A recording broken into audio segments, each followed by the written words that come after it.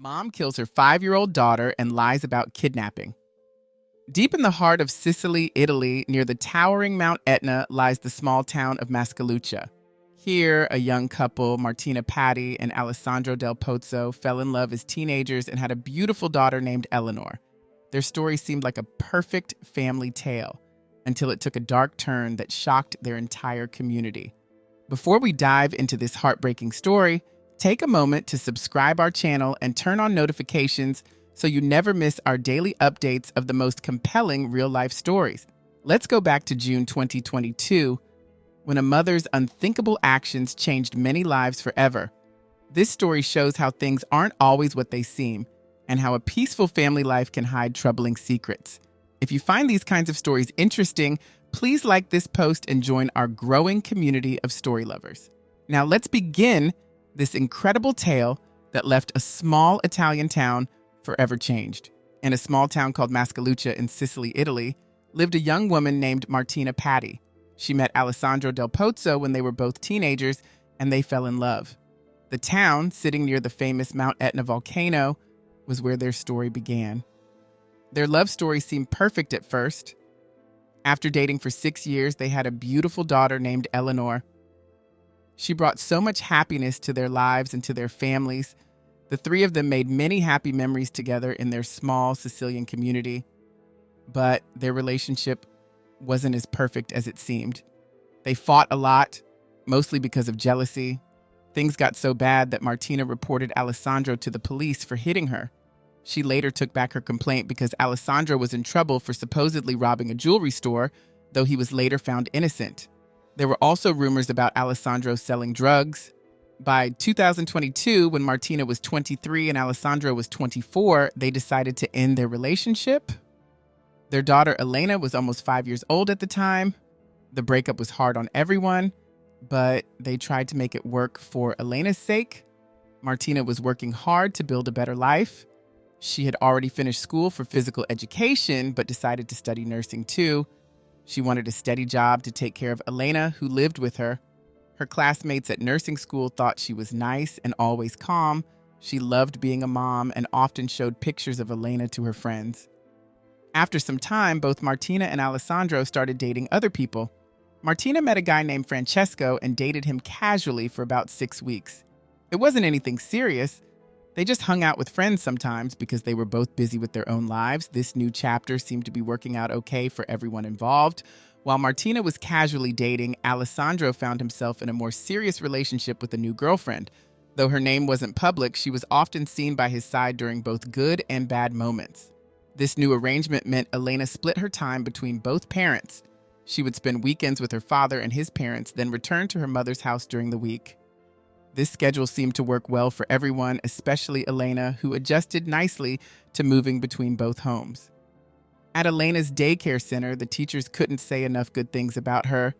She was a bright child who made friends easily and got along well with everyone, even the older kids. Every morning, she would come in with a big smile, giving warm hellos to her teachers and friends. She loved learning new things and always participated eagerly in activities. The teachers often told both parents how well she was doing and how much everyone loved having her in class. She showed a special talent for art and storytelling, often sharing creative stories with her classmates. But behind this happy picture of Elena's life, things were getting worse between her parents. They couldn't seem to stop fighting, and now they were using social media to hurt each other. It became like a game of back and forth posting. When Alessandro would share happy pictures with his new girlfriend, Martina would quickly post photos of herself with Francesco. This might seem harmless, but it showed how much anger still existed between them. The situation got even more serious when they started accusing each other of hurting Elena. Martina would post long messages saying Alessandro was dangerous, while he would respond with his own accusations. The conflict grew even more intense when Alessandro's family got involved. They started telling people that Martina was the one who wasn't treating Elena well. They even said they had to step in once to protect Elena from her mother's anger. These accusations spread through their small town quickly, making the situation even more tense. Both sides had their supporters, and the whole community seemed to be taking sides in their personal drama. This made it hard for either parent to go anywhere without hearing whispers and judgments from others.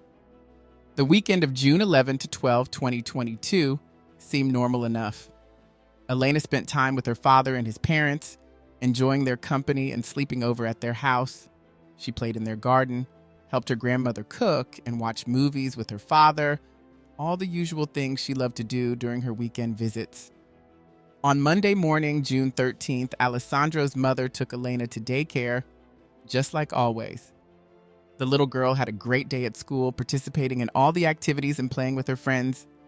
When Martina came to pick her up that afternoon, Elena ran to her with excitement, and they shared their usual loving hugs and kisses before heading home. But this ordinary Monday was about to become anything but normal. Around 4 p.m., Alessandro's phone rang. On the other end was Martina, her voice filled with panic and fear. She was screaming so loudly that Alessandro could barely understand what she was saying. Between her sobs and screams, he finally made out the terrifying message: Elena had been kidnapped. According to Martina's hysterical account, someone had stopped them on their way home from daycare and taken Elena away. Her screams were so loud and desperate that several neighbors came out to see what was happening. The peaceful afternoon had suddenly turned into every parent's worst nightmare, and no one knew exactly what had happened to the little girl. When Alessandro heard about Elena's kidnapping, his whole family jumped into action. They rushed around town following the bits and pieces of information Martina had shared through her panicked phone calls. The news spread like wildfire through their small Sicilian community. Martina's parents heard about it and quickly drove to her house. Finding their daughter in a state of panic, they decided the best thing to do was take her straight to the police station to report what had happened to their beloved granddaughter, who was just weeks away from celebrating her 5th birthday. At the police station, after several cups of water and some time to calm down, Martina began telling her story to the officers. She described how she had picked up Elena from daycare, just like any other day. They were driving their usual route home when something terrifying happened. According to Martina, another car suddenly appeared and blocked their path on the road. The story seemed like something from a movie. A masked man getting out of the car and approaching them. Martina told the police she was so scared that she couldn't move or think clearly, her mind going blank at the sight of the threatening figure. The details of the supposed kidnapping were frightening. Martina explained how the man had yanked open her car door and grabbed Elena. She described how quickly it all happened. In just a matter of seconds, her daughter was taken from her and whisked away in the mysterious car. When the police asked where exactly this happened, she told them it was in Piano di Tremestieri, not too far from Elena's daycare. The officers then asked if she had any idea who might want to hurt her family. That's when Martina brought up Alessandro's past troubles, mentioning a threatening note he had received about staying quiet regarding some robbery. She didn't miss the chance to tell the police about how Alessandro had been violent with both her and Elena in the past. The police response was quick and thorough. They immediately sent out alerts to all nearby police stations with Elena's photo and description. Local news stations picked up the story, and soon social media was flooded with posts about the missing girl. People all over Sicily were sharing Elena's picture and the details of the kidnapping.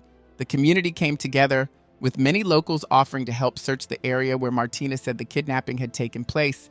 Everyone was looking for any sign of Elena or the mysterious car that had taken her. As part of their investigation, the police set up roadblocks throughout the area. They also started the tedious task of reviewing hours of security camera footage from every business and street camera between the daycare and Martina's house. However, as they dug deeper into Martina's story, things started to seem strange. The officers noticed that her answers to their questions were oddly vague. When they asked about the car that had blocked her path, she couldn't give many details. She wasn't sure about its exact color or what kind of car it was. These were details that most people would remember in such a traumatic situation. The most concerning part for the investigators was how Martina had handled the situation immediately after the kidnapping. Instead of calling 112, the European emergency number, right away, she had gone home first. She had waited almost 2 hours before coming to the police station, and only then because her parents had brought her. This delay seemed very unusual for a mother whose child had just been kidnapped. When asked about the number of kidnappers, her story changed, sometimes saying there was one man, other times saying there were 3. She also couldn't remember if anyone else had been on the street when it happened, even though it was the middle of the afternoon in a fairly busy area. All these inconsistencies made the police officers exchange worried glances as they continued their questioning. As the police investigated the kidnapping case, more and more things just didn't add up. The Del Pozo family lived a modest life. They weren't rich enough to make kidnapping for money seem likely. The police found an abandoned car that matched what Martina had described, but it turned out to be completely unrelated to Elena's disappearance. With each passing hour, the investigators grew more certain that the kidnapping story wasn't real. They had seen many cases before, and something about this one felt very wrong from the start. Everything changed the next day when Martina came back to the police station with her parents. This time, she wasn't there to talk about kidnappers. Instead, she was ready to tell the truth, and what she revealed shocked everyone in the room. Through tears and broken sentences, Martina confessed that she had killed Elena, her own daughter. The officers, hardened by years of police work, found themselves stunned by this admission. Even they weren't prepared for such a devastating truth. Martina then began to tell them about that Monday morning. She described how normal everything had seemed. She had been studying for her nursing school exam just like any other day. Around 1 p.m., she picked up Elena from daycare and they went home together. She painted a picture of a peaceful afternoon, Elena enjoying a chocolate treat and watching cartoons on her mom's phone while Martina did some ironing nearby. They had plans to go to a friend's birthday party later, and everything seemed perfectly ordinary. At one point, they started to leave but had to go back home because Elena remembered she had forgotten one of her toys. This is where Martina's story became less clear. She talked about walking with Elena to a field about 600 meters from their house, a place she knew well because she had planted vegetables there before. When the police asked her for more details, Martina seemed lost in her own thoughts. She mentioned having a knife but couldn't explain where it came from. She struggled to remember the exact moment she hurt Elena, but remembered crying afterward. It was as if her mind was trying to protect her from the horrible things she had done. As the police carefully questioned her, more details started coming out. Martina remembered that she hadn't just taken a knife, she had also brought a barbecue grill and several black garbage bags with her when they left the house. These weren't things someone would normally take on a walk with their child, showing that she had planned what she was going to do. She described how she waited until Elena wasn't looking, then covered her with one of the garbage bags. What happened next was almost too terrible to hear. She started stabbing her own daughter repeatedly with the knife. Throughout her confession, Martina kept saying she felt like she wasn't herself during the attack, almost as if she was watching someone else do these horrible things. She told when first questioned, Martina couldn't remember the details of burying her daughter Eleanor. However, as the questioning continued, she slowly started to recall how she had dug a deep hole in the ground.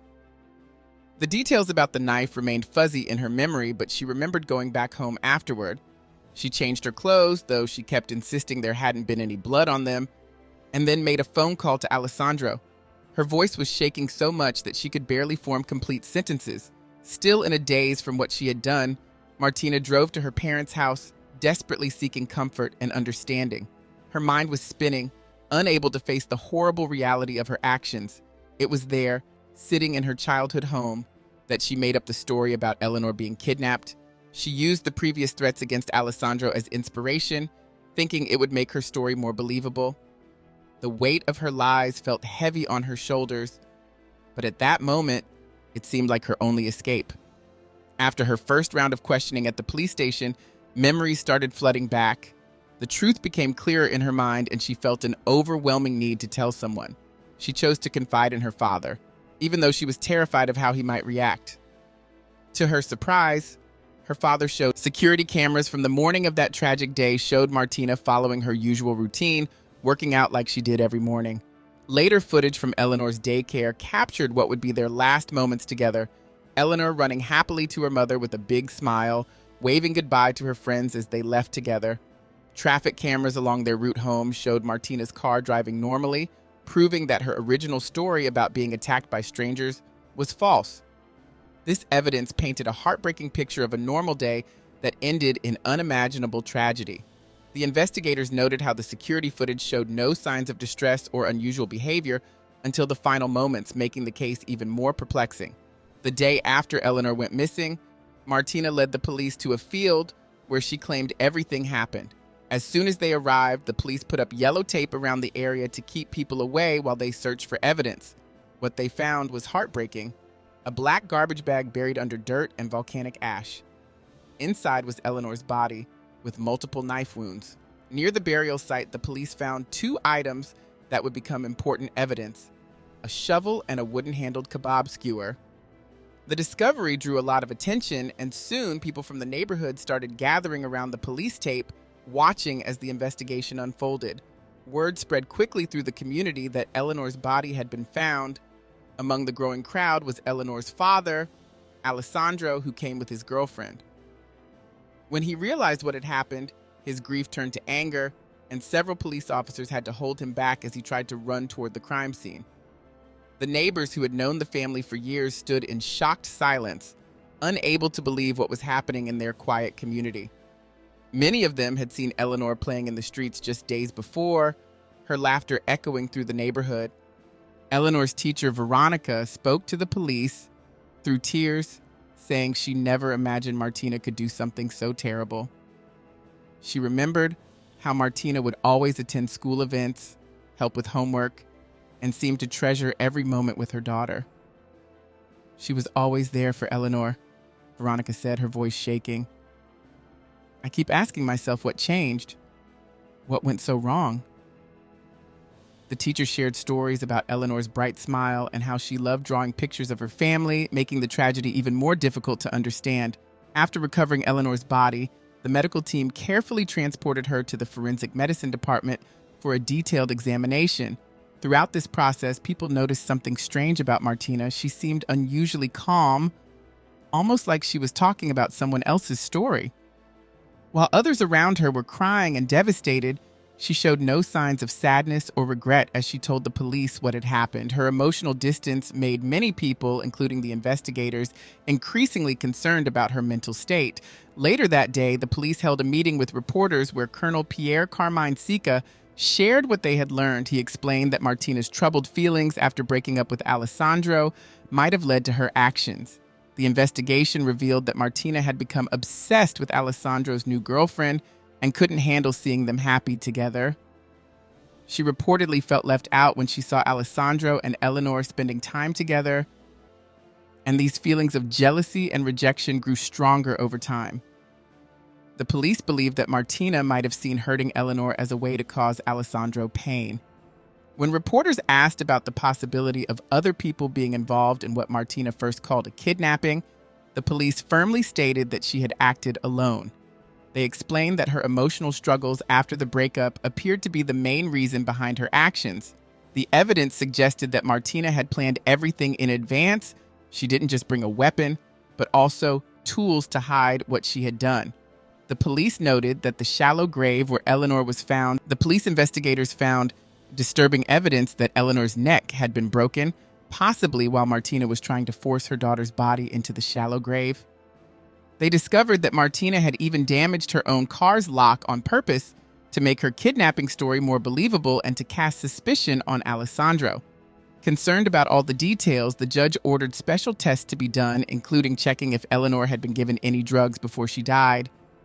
This possibility haunted the investigation team as it suggested an even deeper level of planning. The results from Eleanor's autopsy revealed unbearable details. The medical team found at least 11 different stab wounds on her small body, made with what appeared to be a regular kitchen knife.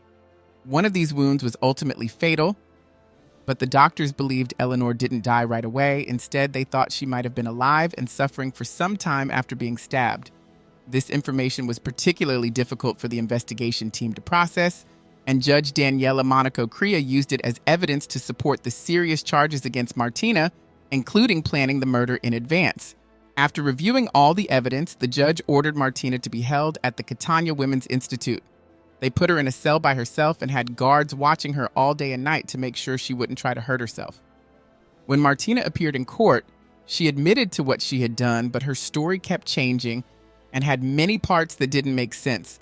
The judge said Martina's behavior was deeply troubling and showed she could be dangerous to others. The court noted that most people in the courtroom found it difficult to understand how a mother could harm her own child in such a way. Martina's lawyer, Gabriele Celestier, told the court that his client was completely alone and struggling with severe emotional problems, especially when she thought about what she had done to Eleanor. However, many people, including the judge, found it hard to sympathize with Martina given the nature of her actions. The investigation team worked tirelessly to understand every detail of what happened, trying to figure out how a mother could turn against her own child so violently. They interviewed dozens of witnesses, hoping to find some explanation that would help make sense of this tragedy. The police spent many hours going through Martina's phone, reading her text messages, and looking at what she had searched for on the internet. They talked to everyone who knew Martina and Eleanor, family members, friends, teachers, and neighbors. Everyone described Eleanor as a happy, bright little girl who loved her mother very much. This made it even harder for people to understand what could have pushed Martina to harm her daughter. The investigators noted that in all their interviews, no one could recall seeing any warning signs that something was seriously wrong between mother and daughter. Looking back at the security camera footage from that tragic day helped the police create a timeline of events. The cameras showed Martina going for her usual morning run, looking calm and normal. Later that morning, security cameras at Eleanor. The police presence in the area was so large that it quickly caught the attention of people living nearby. As news spread that they had found Eleanor's body, many local residents gathered around the police tape, watching in horror as the investigation unfolded. The most heartbreaking moment came when Eleanor's father, Alessandro, arrived with his girlfriend. When Alessandro realized what had happened, his grief turned to rage, and several police officers had to stop him from running into the crime scene. He left the area crying but couldn't stay away. He came back later, overwhelmed with sadness and confusion. The neighborhood was in complete shock. People who had known Martina and Eleanor for years couldn't believe what had happened. Eleanor's teacher, Veronica, was especially affected by the news. She spoke to Italian reporters through tears, remembering how Martina had seemed like such a good mother. She was always there for Eleanor at daycare, Veronica said. She helped with activities and seemed to care so much about her daughter's happiness. Like many others, Veronica struggled to understand how a mother could harm her own child, and she hoped that somehow justice would be served. After the police finished gathering evidence at the scene, they carefully moved Eleanor's body to the forensic medicine department for detailed examination. Throughout this whole process, people noticed something very strange about Martina's behavior. She seemed unnaturally calm. When she showed the police where she had buried Eleanor, she acted as if she was pointing out something ordinary, not the grave of her own daughter. Her lack of emotion disturbed everyone who worked on the case, especially because most parents in similar situations would be overwhelmed with grief. Even during long questioning sessions with the police, Martina remained oddly detached. She answered questions about what happened without showing any sign of sadness or regret.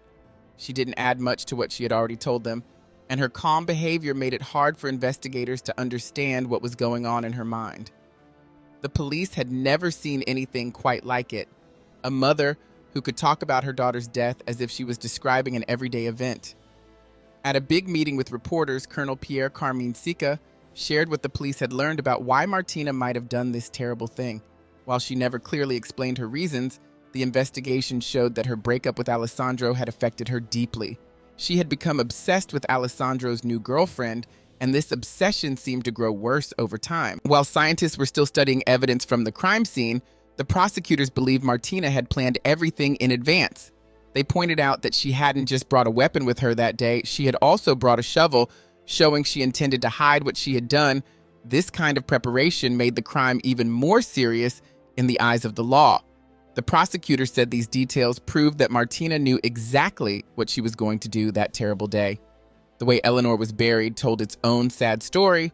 The investigators found that the grave was too small, and they believed Martina had forcefully pushed Eleanor's body into this tight space, possibly breaking her neck in the process. They also discovered that Martina had carefully created a false story about kidnappers taking Eleanor, trying to make people suspect Alessandro might be involved. She had even damaged her own car to make her story more believable, showing how far she had gone to hide the truth. The judge ordered several important tests to be done, including checking if Martina had given Eleanor any medicine to make her sleepy before hurting her. When the doctors examined Eleanor's body, they found something horrible. She had been stabbed at least 11 times with a kitchen knife, which was never found. One of these stab wounds had cut a major blood vessel, and this was what finally caused Eleanor's death. The doctors figured out that Eleanor had died sometime after having lunch at her daycare, adding another tragic detail to the timeline. Judge Daniela Monaco Crea listened to all this evidence and decided Martina should stay in jail. The judge said what Martina had done was completely unnatural and showed how dangerous she could be. The prosecutors charged her with several serious crimes, planning the murder ahead of time, hiding Eleanor's body, and making up a fake story about kidnapping. After staying quiet for a while, Eleanor's father, Alessandro, finally spoke to the public. He wanted everyone to know that he didn't believe Martina was mentally ill. He believed she knew exactly what she was doing when she hurt their daughter. His statement added another layer of complexity to an already heartbreaking case, as those close to the family struggled to understand how a mother could commit such a terrible act against her own child. Alessandro spoke about losing his daughter with deep sadness, saying he believed Martina had meant to cause this pain. While he grieved, the police carefully searched through the home where Martina and Eleanor had once lived as a happy family. Outside the house, people from the neighborhood gathered to remember Eleanor, sharing stories about the bright, cheerful little girl who had touched so many lives. Many brought photos of Eleanor playing and laughing, creating a touching memorial to her short but joy-filled life. The whole city of Catania came together to say goodbye to Eleanor at her funeral on June 22nd. Archbishop Luigi Reina led the service in the city's main cathedral, which was packed with people who came to show their love and support. During his sermon, the Archbishop asked everyone to try to find compassion in their hearts, even for Martina, though many found this difficult to do. After the service, hundreds of people walked behind Eleanor's small white coffin, and at a special moment, they released colorful balloons into the sky. At the field where Eleanor was found, people left her favorite toys, beautiful flowers, and cards with messages saying how much they missed her. Lieutenant Colonel Carlos Romano shared some important findings from the investigation. His team discovered that Eleanor hadn't been hurt at home. They couldn't find any traces of blood there, even with their most sensitive tests. This meant everything had happened in that lonely field where Eleanor was later found. The evidence showed something else that broke everyone's hearts. Martina had been alone when she hurt Eleanor. The police figured out that only 17 minutes passed from when Martina and Eleanor left their house until Martina came back by herself. The trial began on June 12, 2023, in a Catania courthouse. As police officers and scientists shared what they had learned, Martina, now 26 years old, took her turn to speak. She cried as she admitted what she had done, though she left out many important details. She tried to explain that she had been feeling very desperate and somehow convinced herself that Eleanor would have a better life if she wasn't around. Her words left many people in the courtroom wondering how a mother could think hurting her child would make anything better. Alessandro also spoke at the trial, telling everyone about his difficult relationship with Martina and what led to their breakup. He shared worrying things that had happened before Eleanor died, helping everyone understand the troubled situation better. A psychologist who studied Martina's behavior said she was like someone who hadn't grown up emotionally and didn't really understand her own actions. When Martina claimed that an evil spirit had made her hurt Eleanor, the psychologist explained that this wasn't true. Martina was trying to avoid facing what she had done. As the trial continued, scientists shared more sad details about Eleanor's final moments, confirming that she hadn't died right away. The courtroom was always very quiet when these details were shared, as everyone felt the weight of this terrible loss. One detail that remained a mystery was the knife used to hurt Eleanor. The police never found it, despite searching extensively. This missing piece of evidence added to the many questions that still surrounded the case, even as the truth of what happened became clearer. The trial revealed not just the facts of the crime, but also how deeply it had affected everyone in the community, from Eleanor's closest family to people who had never met her but were touched by her story. When the trial was coming to an end, the prosecutors asked the judge to send Martina to prison for 30 years. They noted that even though what she did was terrible, she had admitted to her crime and helped the police with their investigation. Because of this, they thought she should get a slightly lighter sentence than she might have otherwise received. However, Martina's lawyers tried a different approach. They asked for her to be found not guilty, claiming she didn't understand what she was doing when she hurt Eleanor. On July 12, 2024, everyone gathered in the courtroom to hear Judge Sebastian Miami's decision. The room was completely silent as he announced that Martina would spend 30 years in prison, agreeing with what the prosecutors had asked for. The judge carefully explained his reasons, talking about how serious the crime was, but also considering that Martina had confessed and helped the investigation. After the judge announced his decision, different people had very different reactions. The lawyer representing Eleanor's family wasn't happy. They thought Martina should have gotten an even longer sentence and shouldn't have received any reduction for confessing. On the other hand, Martina's lawyers thought 30 years was too harsh and said they would try to appeal the decision to get a shorter sentence. No one knew yet whether they had started this appeal process. For Eleanor's family, especially her father Alessandro, the court's decision brought mixed feelings. While they were glad Martina was being punished for what she did to Eleanor, no prison sentence could bring their little girl back. They would never get to see Eleanor grow up, graduate from school, or achieve her dreams. The thought of all these lost moments weighed heavily on their hearts, making the court's decision feel hollow despite its fairness. Martina now faced many years in prison to think about what she had done. Though nothing could change the past, her terrible choice had changed so many lives forever, not just Eleanor's, but also her family's, friends, and even the whole communities. Everyone kept thinking about Eleanor and the beautiful future she should have had, now lost forever. The happy little girl who loved to draw pictures and play with her friends would never get to experience all the wonderful things life had in store for her. The whole community struggled to move forward after the trial ended. People who had known Eleanor, her teachers, neighbors, and her friends' parents often found themselves remembering her bright smile and cheerful personality. The playground where she used to play and the school corridors where she once skipped now seemed quieter and sadder. Many people in the neighborhood put up pictures of Eleanor or left flowers at places she used to love, trying to keep her memory alive. This sad story made many people think about bigger issues, how important it is to take care of our mental health, how parents need to always put their children first, and how violence can hurt families for generations. While Martina served her time in prison, people hoped that sharing Eleanor's story might help prevent similar tragedies. They wanted others to learn how important it is to get help when feeling desperate and to remember that children need protection and love, not to be used as weapons in adult conflicts. Many local organizations started programs to help parents dealing with difficult separations, hoping to prevent another child from suffering Eleanor's fate. The tragic case of Eleanor Del Pozzo reminds us how deeply relationship conflicts can affect children and how important it is to protect them during difficult times. What started as a love story between two teenagers in a small Sicilian town ended with an innocent 5-year-old girl losing her life at the hands of someone who should have protected her most, her own mother. Eleanor's story shows us that we must always watch for signs when parents are struggling after a breakup. Her death wasn't just about jealousy or anger. It was about how these feelings can spiral into something devastating when left unchecked. The quiet town of Mascalucia will never forget the bright, happy little girl who loved drawing pictures and sharing stories with her friends. If you found Eleanor's story moving, please support us by subscribe, like, and sharing this video. Your engagement helps us share more real-life stories that need to be told. Leave a comment below with your thoughts. Every discussion helps raise awareness about protecting children during family conflicts. Join us tomorrow for another powerful true story from Reddit. Don't forget to turn on notifications so you never miss an update. Thank you for being part of our storytelling community. And remember, even in the darkest stories, there are lessons that can help prevent future tragedies. Stay safe, stay aware, and we'll see you in our next story.